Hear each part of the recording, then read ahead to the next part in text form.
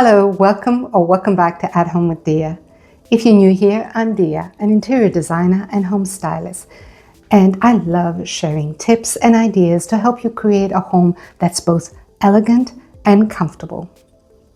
Today, I'm diving into part 3 of my apartment transformation series, where I take you along as I work on this rental apartment room by room. In this series, I not only share what I'm doing, but I also share with you the thought process that goes behind each decision. That way, you can get inspiration for your own home, whether you're working on a rental or a home that you own. So let's dive in. After getting the living room and entry hallway organized and styled, my focus naturally moved to the heart of the home, the kitchen and dining area. Since these two spaces sit next to each other, it made perfect sense to tackle them together.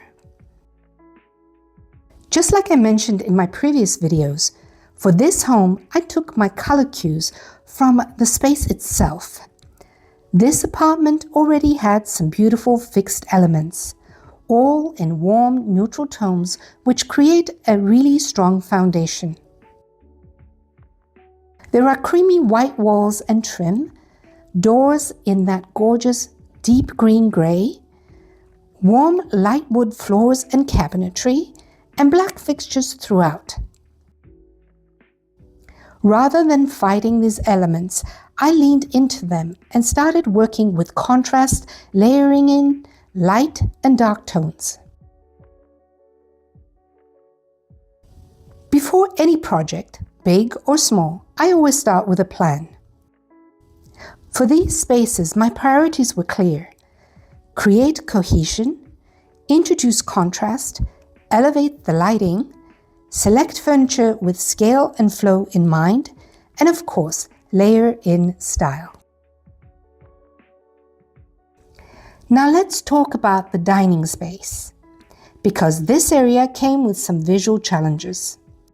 There's a door to the left leading to the primary suite, an air vent, a fire sprinkler, and the only light source, a recessed can light, was completely off-centered. Between the dark door and the white wall and trim, the space felt visually choppy. So I reached for one of my favorite designer tricks. If you want something to visually disappear, paint it. Since I already loved the door color, I decided to extend that same deep green-gray across the entire back wall and trim. Instantly, the wall stopped feeling broken up and started reading as one cohesive backdrop. To make everything blend seamlessly, I matched the sheen of the door, a soft eggshell finish. I also replaced the white air vent cover and the electrical socket covers with paintable versions so they could visually blend into the wall. This is a small but important detail to remember when working with darker paint colors, because bright white covers will immediately draw the eye and disrupt the otherwise seamless finish. And since this is a rental, I carefully store and label every original piece so I can put everything back later. When decorating a rental, my rule is simple. Make it beautiful and practical, but always make sure it can be reversed. Lighting was the next major challenge. That recessed can light simply wasn't doing the space any favors, especially since it sat noticeably off-center. Many landlords allow light fixture swaps, as long as the original is reinstated before moving out. I wanted a chandelier centered over the table to clearly define the dining area and add a bit of elegance. Because the electrical box wasn't centered, I chose a chandelier with a chain. That gave me the flexibility to position the fixture exactly where I wanted it. To center it over the table, I added a small ceiling hook. A stud mount is always ideal for support, but a butterfly anchor works well for drywall installations as long as the fixture is lightweight. When it's time to move out, that small hook hole can easily be patched and painted so everything can be returned to its original condition.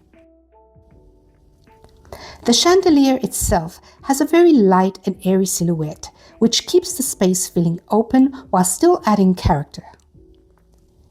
And beyond simply providing light, it now visually anchors the dining area and helps define that nook within the larger open space.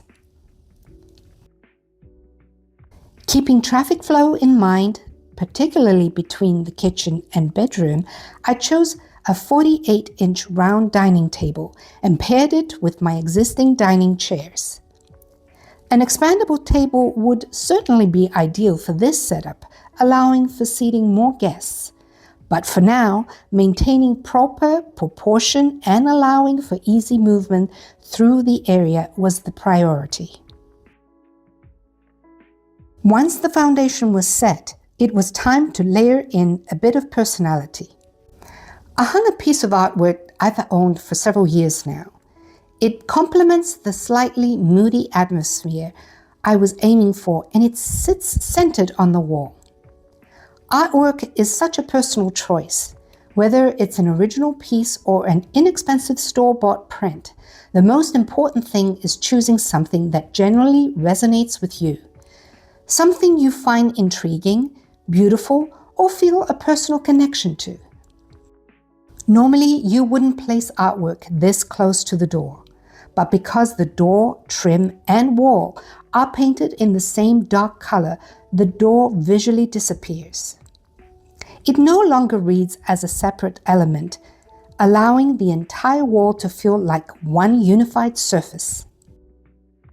To soften the corner of this space, I then introduced a slim planter with an artificial tree. It brings height and a touch of greenery without interfering with the traffic flow around the table. And to add a bit of warmth in the evening, I placed a small uplight at the base of the tree. At night, that gentle glow adds a beautiful ambient layer of light and makes the entire dining nook feel even more inviting. Next, I moved on to styling the table. Since the tabletop is black, I wanted to visually lighten and brighten the surface by incorporating a few lighter tone accessories. I added a small live plant in a textured vessel, a large scented candle on a marble base, perfect for creating that relaxed after-dinner atmosphere, and of course, a stack of marble coasters are easily accessible when we want to set our drinks down. Rather than placing everything directly on the table, I arranged the pieces in a large tray. It keeps the styling contained, and just as importantly, it allows me to easily move the entire arrangement when we want to sit down and use the table. You'll notice that the darker tone of the tray blends seamlessly with the table surface. That was intentional, because I wanted the accessories themselves to remain the focal point without the tray competing for attention. And of course, if I ever want to introduce another layer, a table runner would work beautifully here as well.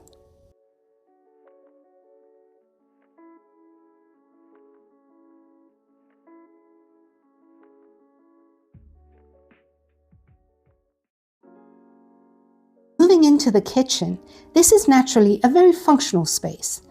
But functional doesn't have to mean purely utilitarian. My goal here was simple. Keep the everyday items I actually use out and accessible, while layering in a few small, decorative touches so the space feels intentional and styled.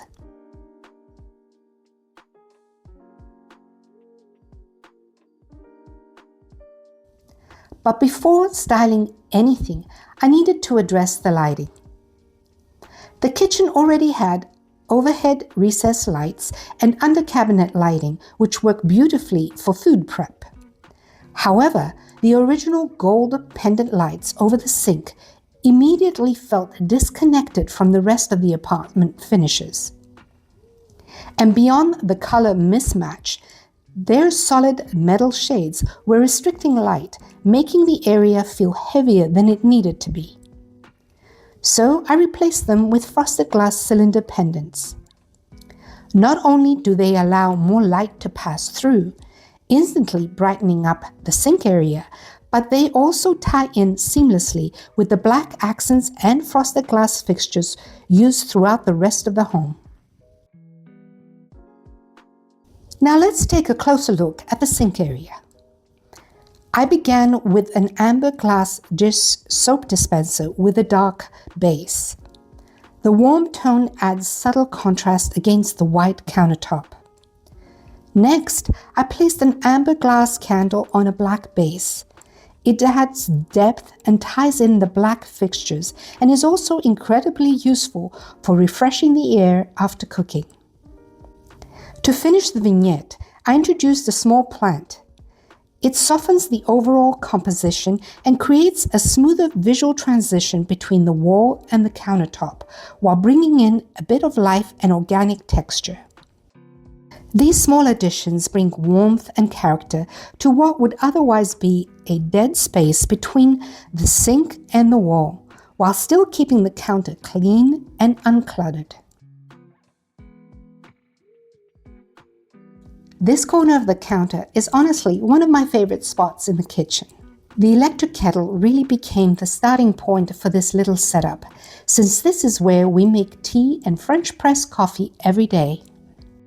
Because this counter space is limited, I was very mindful that everything placed here needed to be useful but also look intentional. I started by hanging a small frame print on the backsplash. It adds personality and hides an unused phone jack. And to keep things renter-friendly, I simply used a small adhesive command hook on the tile. Then I layered in a mini plant to soften the space and bring in a touch of life. A wooden bowl adds warmth and gives me a practical spot to store fruit or other items. And the drink coasters just make sense here, since this is our coffee and tea station. What I love about this corner is how the materials and colors naturally relate to each other. The black mat in the artwork connects to the kettle, cabinet hardware, and coasters. The wood tone of the bowl complements the ceramic planter. And even the soft gold frame blends in subtly with the coaster holder, tying everything together. It's a simple setup, but it feels balanced, intentional, and elegantly styled. On the opposite counter, even the utilitarian side of the stove carries the same visual rhythm of black, wood, and warm tones. Cutting boards double as both tools and backdrop. Daily used items like a mortar and pestle, spoon rest, trivet stay accessible but styled. And a small plant in the corner adds life plus helps soften all the hard surfaces.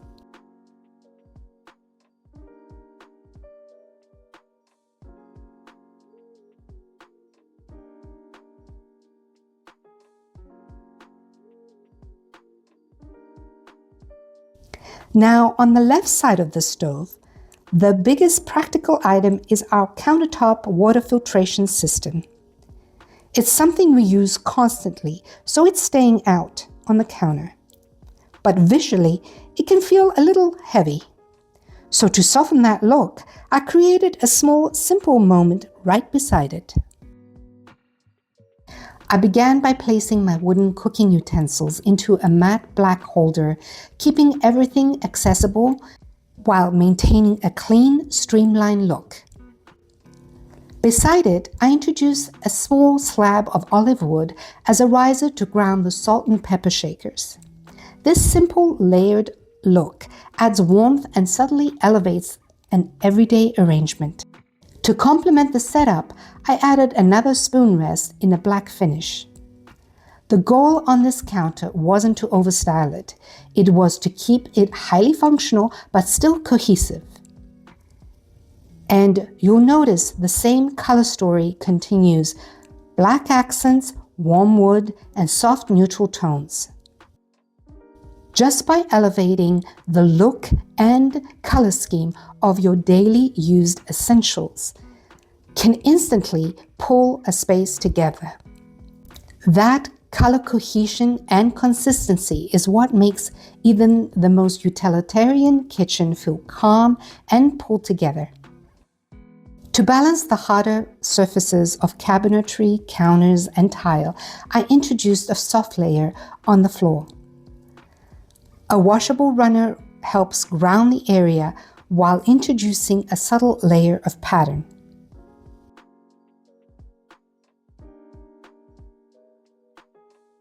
And yes, I'm still debating counter stools. It's a tight area next to the patio door. Sometimes restraint is the best design decision. And that completes the third space makeover in this apartment.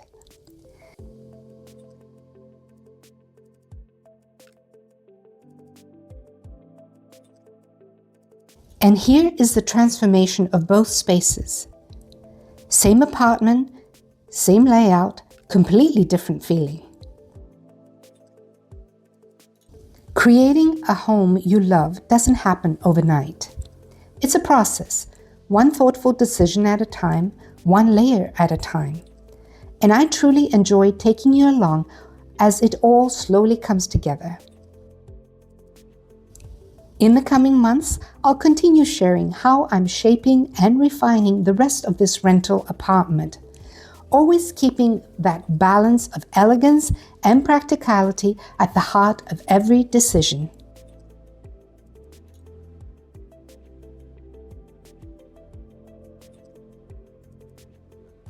If you enjoyed this transformation, please give me a like. It truly supports my channel and also encourages me to continue sharing these projects with you. And if you haven't already subscribed, I'd love for you to join me. Also, hit that notification so you don't miss upcoming room transformations. Thank you for watching. See you in the next one. Bye for now.